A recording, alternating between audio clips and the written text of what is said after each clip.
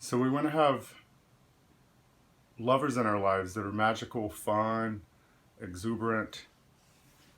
We want to have certain kinds of lovers, ones that excite us, ones that enjoy the same things we do, ones we can have a lot of fun with. There are different ways all of us get excited. Some of us like being dominated, some of us like dominating, some of us like playing with the edges of slight discomfort because we get a thrill out of having our nipples tweaked, our balls stretched. And then the underlying question is why? Why do we desire this? Why do we desire all these different forms of connection, many of which we never get? A lot of us never get the kind of connection we desire, and I really fully believe it's partly because we feel we don't deserve it. Somehow we feel it's too nasty, too taboo. I really delight in having it, but I wouldn't tell anybody. And if we're unable to voice it to someone in the world, what are the chances it will ever happen when we actually are keeping it at bay by saying, that's really not a good thing and I should, I really shouldn't be into XYZ. It's just too perverted, too nasty, too whatever. So, why do we desire it? Well, I can only speak from my own experience, or I can best speak from my own experience.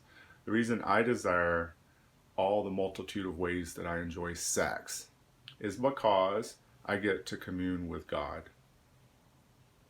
Yeah, take that in. I know I really did say it. No matter what it is, no matter how unusual it may seem or sexually deviant, if it's with a consenting adult and it brings delight and pleasure, it's a vehicle for me to connect with the divine. I get to fly. I get to see all the beautiful, beautiful places I've been in the world. I get to go back to my favorite beaches. I get to sit by my most cherished stream in the mountains. I even get to be with people I love. Everybody that's ever loved me in this world and beyond are with me when I make ecstatic love. Whether or not you believe me is up to you. I'm here to say I'm telling the truth. I fly. I go to be with people I love. I go to the most beautiful places I've ever seen. I even get to envision things I never imagined. My life becomes real through lovemaking. I see it, then it happens. It's called visioning. But I don't hear anyone else talking about this. Maybe once or twice somewhere I heard someone talk about it. But why is this not the dominant paradigm? How come nobody's talking about the use of sexual ecstasy as a vehicle to fly, commune with God?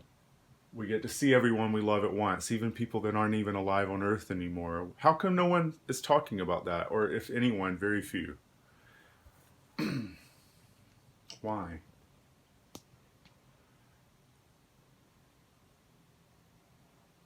Well, I have one answer about why maybe we're not hearing a lot about this, what I'm saying. And that is because most of us are not sexually fulfilled in the first place. We're not actually getting what we want. Why are we not getting what we want? At some base level, we feel it's wrong. We shouldn't be doing that. And if we did, nobody would want to do that. And we're not worthy. We're too ugly, too old, too fat, wrong color, wrong whatever. We tell ourselves a story. And it's not accidental we do. Everybody else told us that story. We just are repeating what they've told us.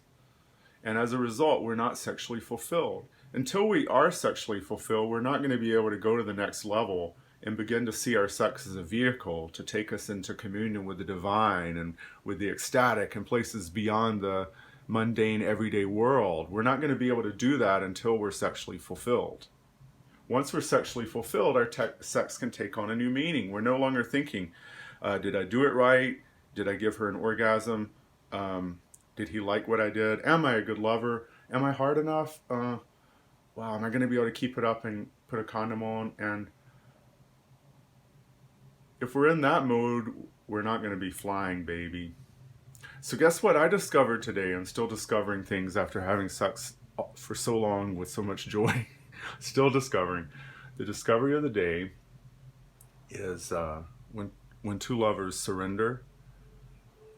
Let's see, breathe together, and surrender into what is absolutely the most pleasurable. Isn't this the opposite of trying? The opposite of trying to satisfy the other?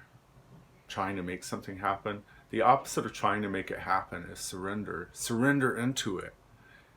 It may end up being a nap. It's probably because we're fucking tired. We need some rest. Get some rest. Take a nap. Drop in deep. Give yourself enough time. Come out of it kissing. Make love. Suck one another's face. Have a good time. It didn't happen by trying, though. It began with breathing together and surrendering. Did you know that when two people breathe in sync and hear and listen to one another's breath, they're communicating?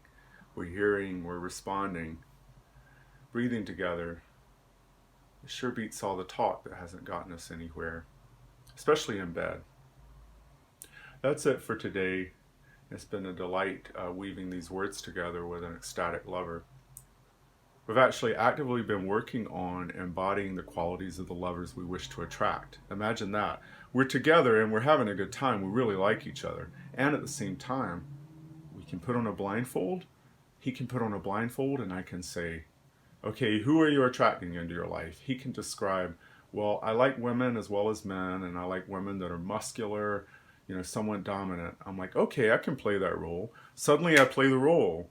I am the person he wants to attract. It transcends this ego. It's not even about me. I'm embodying qualities of the lovers we wish to attract.